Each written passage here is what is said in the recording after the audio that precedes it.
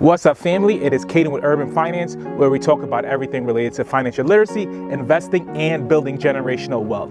It's a beautiful day outside, so I figured I'd change up the scenery.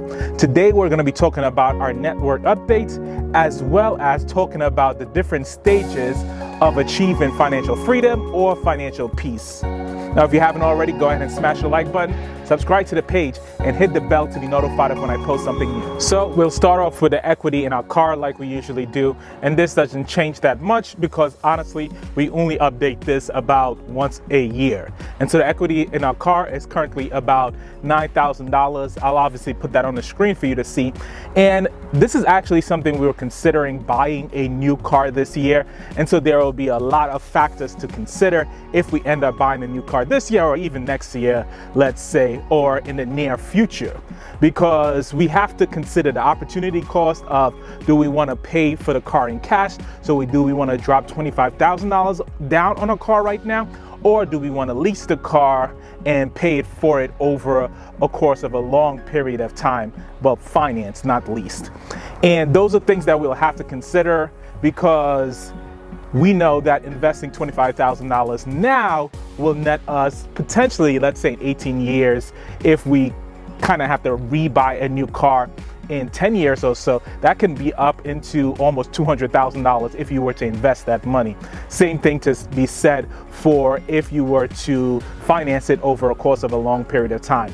And so it may make more sense to wait a little before we buy a new car until we amass a little more wealth, but we'll actually do those calculations when the time comes. So the second thing on the list is our home. Our home is currently valued about $450,000. We have $371,000 about left on the principal. And so that puts us about $78,000. I'll put the actual numbers on the screen for you, left or in our net assets. And so we paid off about a little over $4,000 on our home this year. And to be honest, about $2,000 about it came from this month. And so even though we pay over $2,000 every month on our mortgage, most of it goes to the interest. So like 2/3 of it goes to the interest. A little less than 1/3 goes towards the principal if we don't pay extra on it.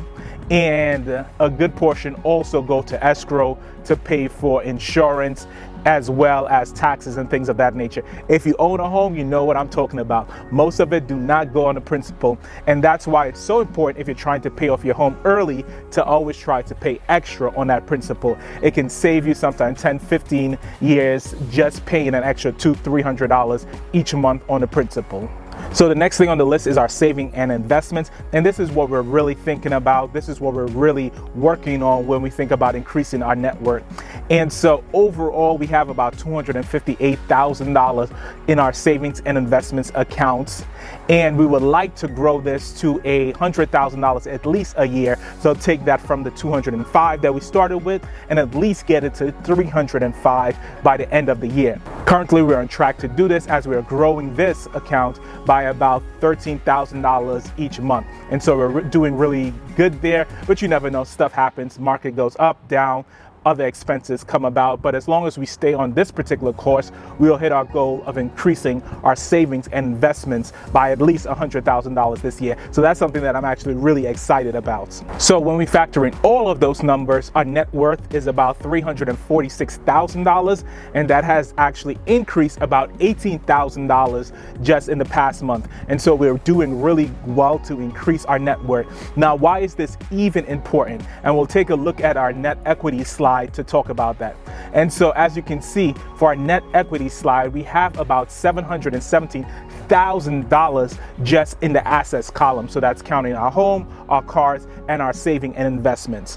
And this is what some people think of when they think about your net worth, but you actually have to take your net assets and then subtract it from your liabilities. And that's how much you owe on things. So how much you owe on your cars, how much you owe on your home. And when you do that, you will get your net worth, which we say, I believe, is about $346,000, a little above that.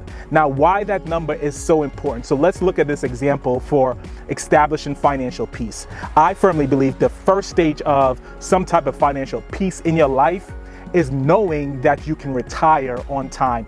And on time, I would say, just for the purpose of this example, is that traditional 59.5 or age 60.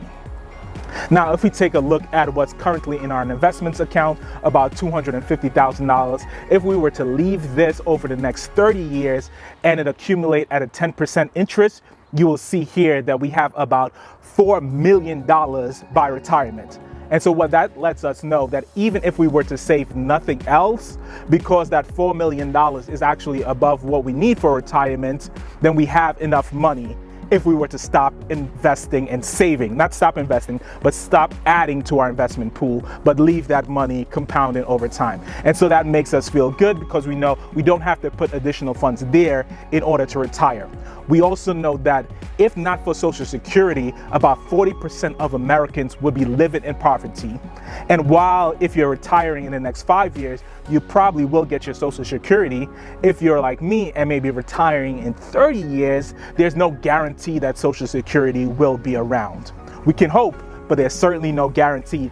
And the Social Security should not be a part of your retirement planning strategy if you're 30 years away from retirement, just because of that guarantee right there. And so that's one level of financial peace. I do believe the second level of financial peace where we're striving to achieve, and that's our next level, is having enough money to support our needs.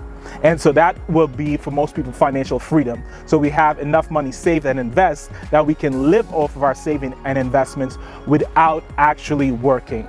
And then that will just be the minimum expenses. So not saying living the most luxurious life, paying our bills, having enough money to pay our bills and things of that nature. And then I believe that third level would be that financial freedom where you're able to afford everything you want. So not just pay for your bills, to eat and those expenses lights, but also to go on those trips. You know, my wife and I, we plan to go to Jamaica next year. And so that's the level of financial freedom we want, where we can do all the things that we want, pay for all the things that we want, help all the people that we desire. And so those are the different levels. And I do believe at each stage and at each level, you develop a different sense of peace in your life. And so that's what we're striving for. That's why we're even trying to build wealth. So one, we can help people with that wealth. And two, is so that we can live our life without much constraints or without doing a job that we hate. All right, family, I hope you found this video to be helpful. So know the $717,000, while that is the amount of our total worth of our assets, it is not our actual net worth. You have to take your assets and subtract it from your liabilities to get your net worth. Now, if you found this video to be helpful, informative, inspiring at all, I'll appreciate it if you smash that like button. Feel free to subscribe and hit the bell to be notified of when I post something new. And like I always say, God bless you, and remember to live your best life.